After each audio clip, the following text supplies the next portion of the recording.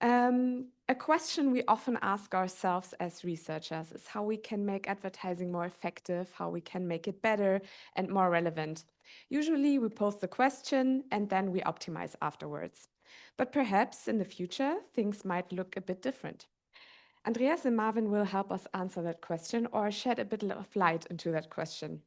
Marvin, on the one hand, is senior research consultant, also at the brand and media unit, and he's an expert for extensive ethnographies. His dedication to both qual and quant research questions of international clients has made him an expert in the field. Andreas is not only our CTO, but also one of the founding members of iSquare, who developed the first lines of code for the visualizer. Now, let's hear from both our expert and give them a warm welcome to the stage.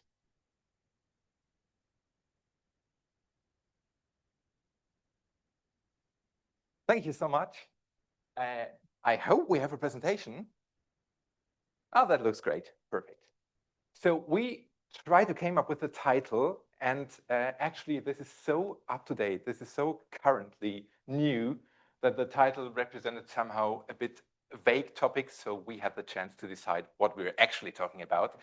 So we thought research as part of creativity sounds good enough for the Memex today.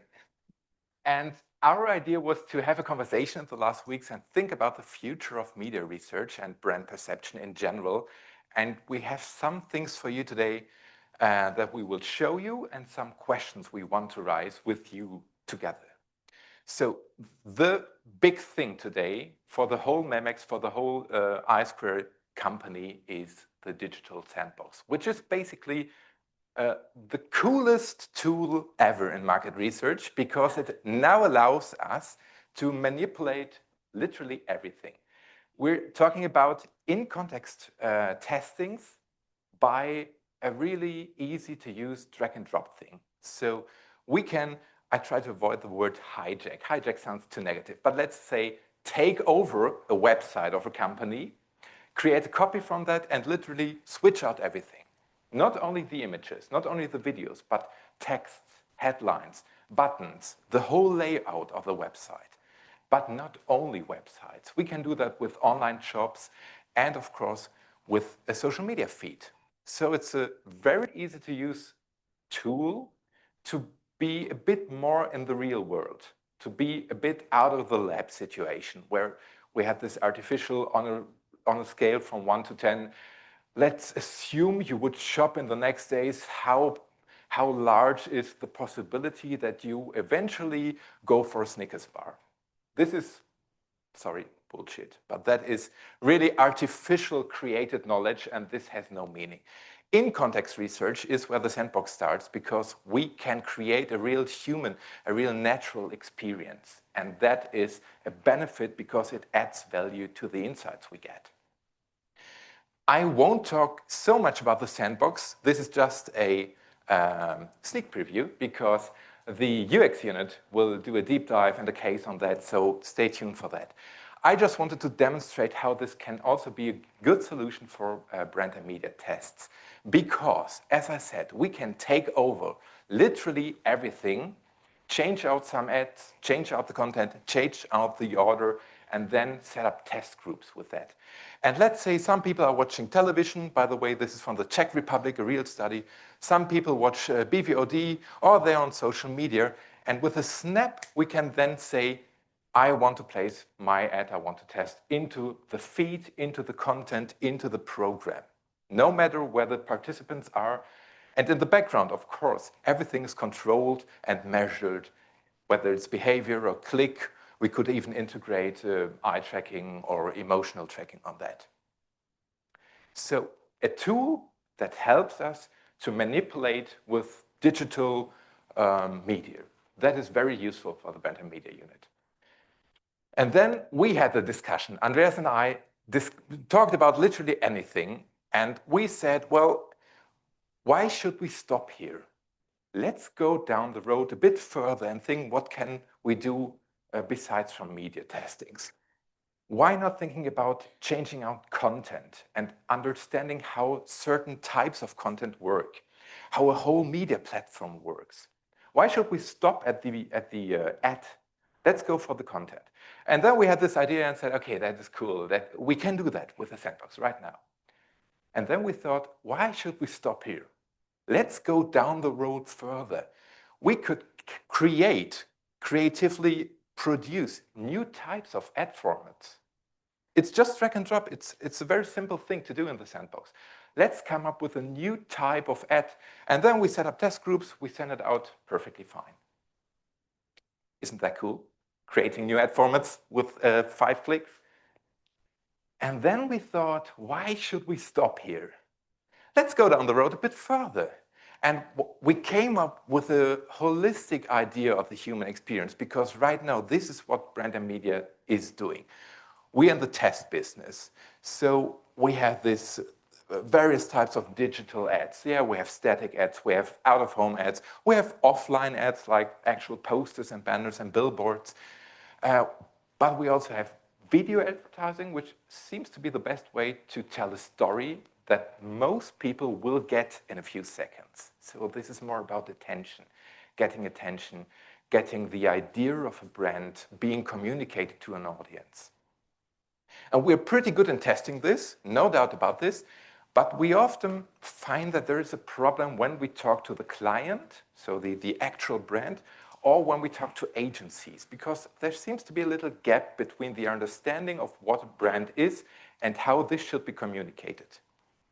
And so, Andreas and I came up with a few examples. Yeah, I can skip that, that's pretty fast. This is a really bad example for bad ads, because I just wanted to make the point, sometimes there is the perception of a brand that the brand managers and the CBO, CMO, CEO, etc. have. And on the other hand, there's the audience. And in between, the worst part to be actually is the creative agency. And sometimes there's something lost. Here, the agency, I don't tell the name, but this agency thought, well, it's about fashion. Well, let's play with a bit of stereotypes. They're doing cocaine all the time, so this is our ad. I see the connection between fashion and the brand, but it's definitely not the best idea to communicate this. Actual campaign, by the way. It's not only ads, it's also about products. Do you know this product? 1991, Pepsi came up with a new idea. They wanted to enter the breakfast market. So they recognized in market research that people do not drink Pepsi for breakfast. Strange, right? And so they came up with the idea of Crystal Pepsi that looks healthier. I don't know why, but this product failed. For some reason, people didn't like the idea of having Pepsi because the image of the brand Pepsi is not related to a breakfast meal. And the people said that a Crystal Pepsi somehow is not really transparent, so they had a trust issue with that. Last example, the infamous Jag campaign, you know, Jaguar. They tried to be different. They made a whole branding, they rebranded literally everything, and people went banana. My LinkedIn feed was like 2 or 3 weeks completely about this one. Somehow, this does not fit with our experience and with our previous perception of the brand Jaguar. We think of stylish, British, old money, luxury, and this somehow is a break with that, and people do not like this. So it would be cool to have a tool or to have support in understanding what a brand really is about, how a storytelling in an ad could work or could work better. So again, I already talked about this, but a brand is more than just the logo or one campaign. A brand is, nowadays people argue in the academia world, fellows like Michael Beverland from the University of Sussex say a brand is not owned by the company anymore. A brand is co-created by everyone who has a touch point to the brand. And so it's very complex to get the actual idea of what a brand is. Let's summarize it. It's more like the tone or the flair or the style of a brand. We could say it's the language a brand uses. And on the other hand, we have one single ad or even one campaign that has to try to get this idea to the audience. And what we in market research measure is attention. does it work? And has it an effect on the image? We can count clicks, or we can ask for liking, or even for fit and persuasion power. But there's still something missing. And that is because the creative agencies have a very, very hard job to get this complete idea of a brand and put that as an essence into the ad. And sometimes it works. It works pretty well sometimes. And sometimes, like Jaguar or Sisley or Pepsi, it doesn't work so well because we have a lack of knowledge about the overall, the holistic idea of a brand. I think I have something more, but that's totally skippable. There are certain points where the creative agency have to think and have feedback loops, etc. But again, we start here, and in the end, we ask for brand image, or we ask on the 2 points or on a 5-point scale, top 2 liking. That doesn't get the idea here. So we thought, wouldn't it be cool to have a tool? What if tone, style, visual language, flair, etc. in a creation could be measured in a more standardized way to make it able to compare things? Second question, what if market research could already provide important input during the process of creating ads, not at the end? And third, what if everyone involved in the creative process, in the brand, could give their creativity unrestricted freedom at all times and at all stages? Andreas, we need a techie here. You can see that he's a techie because he has a black shirt, while we have white shirts. But these are very important questions for us. Is there a possibility that tech could help us? Okay, maybe it's your part now.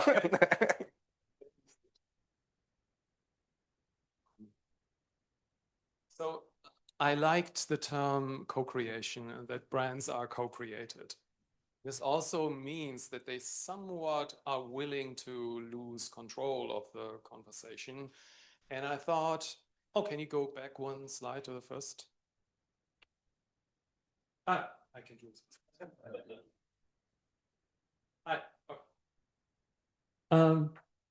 It's, these stories are like the ads. I think they are like dreams of brands of how they see themselves. And the communication strategy is just keep repeating that story, and then it will stick and people will actually perceive me like this. But it's pretty vain, and it's like missing, specifically when we're talking about video and the big broadcasting channels, it's missing the feedback loop. I mean, we talked about the digital experience sandbox. There we can measure engagement and interactivity, but videos, specifically in-stream and ads, are a one-way communication channel, right? You never hear back from them.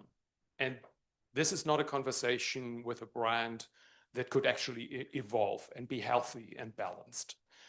So a bit of a provocative term to say, okay, what would be non-imposing brand stories? Something that's more authentic and generated by the user. And there are lots of things, and you mentioned this, Marvin, that could be achieved in terms of brand engagement and user share and involvement. And we might even think about product innovation and how could marketing research play a role in this? Sorry.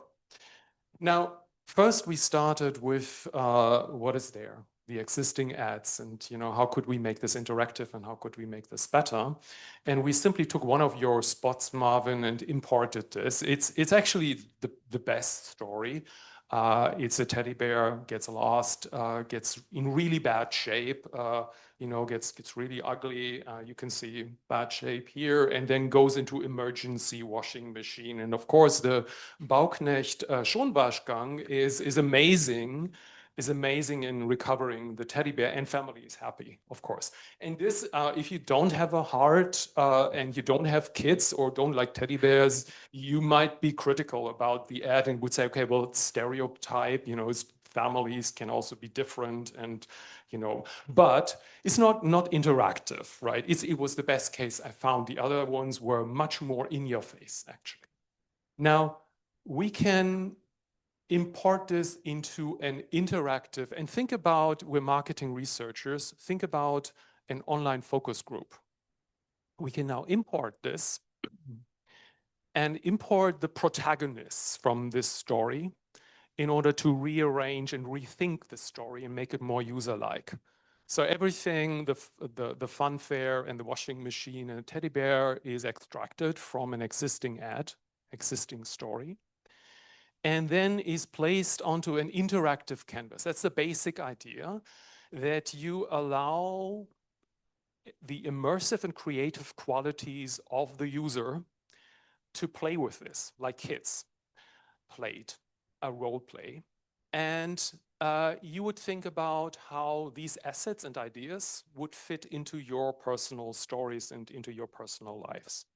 Now, this is effectively a tool that provides you with prompts, like marketing researchers do. We prompt them to change things to their whatever information about themselves they want to share, to customize this, or immerse themselves into their partners or friends for which they create this story or make this story relevant. So those could be more suitable assets, so teddy bear instead of a panda, or mood swings or things like this. So it's playful and it's easy to use for our participants.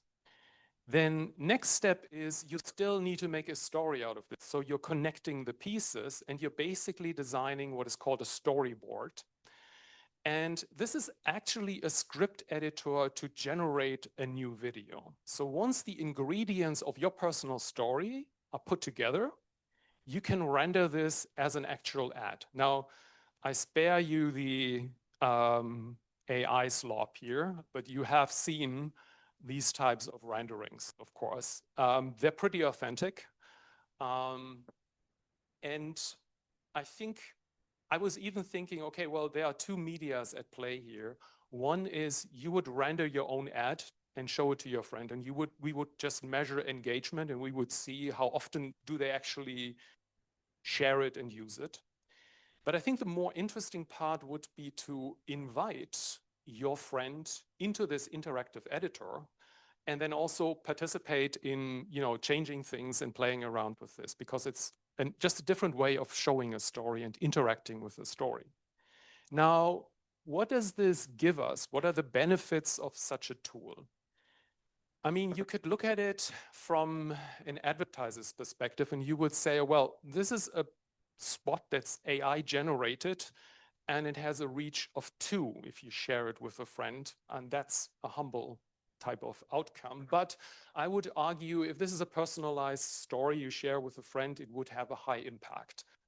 And it's also a conversation channel back to the brand. That's what we made of your story. That's what we communicate back to you. And this might help product innovation. This would help to identify certain features that are even missing from the product. This is a very extensible concept. So you could import more ads into this canvas, also competitor ads, and you could basically compare how does your stories and interactive stories compare to competitor stories. You could actually import a whole range of product features into something that is proposing solutions to the daily lives of consumers. So consumers could play with this interactive scene and would be suggested certain product sponsorings and certain product features in order to find a way into their lives. And that, I think, is the right way to tell the story. Think about the users first. What is their personal situation? And then find suitable spots for the brand to actually come into their lives, and then make it a good story if you want to tell people about it. That's sort of the new vision. And I think this is everything I have prepared. But I mean, I sort of made this for Marvin and Stefan. And I expected it to be too crazy or too vague, but you indicated it might have a use, or it's not even So I think they are similar. Michael mentioned the IAT as an interactive tool to explore attitudes. This is also a game which explores intuitive responses without thinking through everything and writing it down into a survey. You can, in a playful way, you can show your relation to a brand. My question, because right now it looks like a very cool tool to understand the creative process of creation, but what's in it for me as a market researcher or as an ad manager? Yeah. So can we get more information on how people interact with the things? Yeah. Right out of the tool? In this case, everything is trackable, right? We talked about the semantics of what happens there. Stories are complex, right? I simplified it here. I said, okay, it's just about characters and story arcs and story blocks. So this needs to be easy. So they are dragging around story blocks and composing them into story arcs. But all protagonists, the moods, and also the theme tells you about the individual user group. Those are adaptable to the context the ad would run in. And those are properties we could research. But this is not, I don't have a fixed answer for this. It's still complicated to talk in stories. I liked how Marvin introduced the whole thing. The web is inspectable, but we haven't fully understood it even now.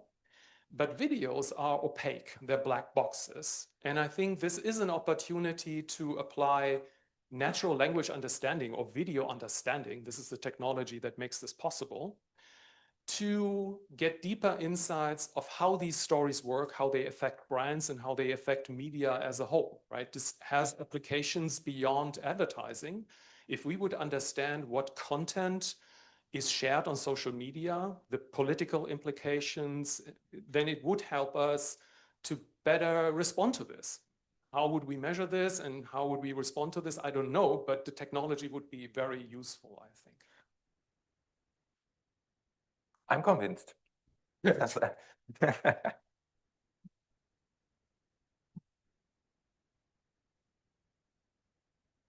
think you can just join me for a short moment on stage still.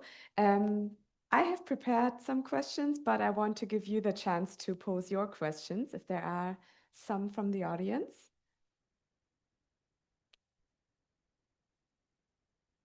Yes, please. Do we have a microphone? Yeah, thank you. If I got you right, we can create this video interactive. You can change the story characters. Did I get you right? You can also do something like scan your own face or something like that, and then you're part of the ad. We could do this. It's a good idea. I didn't have this idea. I didn't want it to make it too personal. I would even say they are open. We could integrate when we're inviting online participants. We could integrate their demographic data, even without their, because they have previously shared this. We could make it theirs, even without asking them. But I like the notion they're invited to this and they can share whatever they feel like in this moment by writing or, selecting the drop down. So I would be reluctant to show their face personally, but maybe it's a good idea. I don't know. And the second question would be the feedback would be, for example, that Bauknecht finds out the majority of people really like the outdoor scenario. So your future marketing was really going to outdoor groups because that obviously a lot of people affected with this, attracted by the outdoor scenario, something like that. Yeah, that could be an outcome. Yeah, thank you. And that would shed some light on this whole idea of what actually is a brand. Like, I have never thought about that, but we would see in the data that obviously outdoor worlds is part of the brand story of Bauknecht without ever asked that in a survey. Oh, I'm just asking because I recently talked to a company and they were having a product. They were always looking for a special market. And then they found out by a company that there's a totally different market they never thought about and context. So this was a company and they were producing a certain product and they had a certain market in mind. And then it turned out there were markets they never thought about. Mm-hmm. And that could be something the same like here, that you already find out there's an audience, there's a background, there are people in outdoor who have special needs and et cetera, et cetera. And that Bauknecht said, well, we were talking about the middle class family, the house, et cetera. But here are the outdoor freaks and they're really looking for good product to watch? Exactly what I had in mind. And I don't remember, it was a movie I saw where this also, where in a very authentic way, you find out why the people actually love the brand. And this could actually be the core of the brand. And this could also be perpetuated via advertising, or would make sense to pronounce this. But this is, to find these golden stories is actually very difficult, I think. So this crowdsourcing effort, which it is, I think maybe about this, but we still need to provide the metrics to distill these signals. So in this AI-driven world, everything is about evaluating and finding the right signals to optimize a brand. And this still requires an expert like you, I think, to actually say, what are the indicators? How do we filter all these stories? We will have thousands of stories. What are the ones that would actually be suitable for the brand to pursue?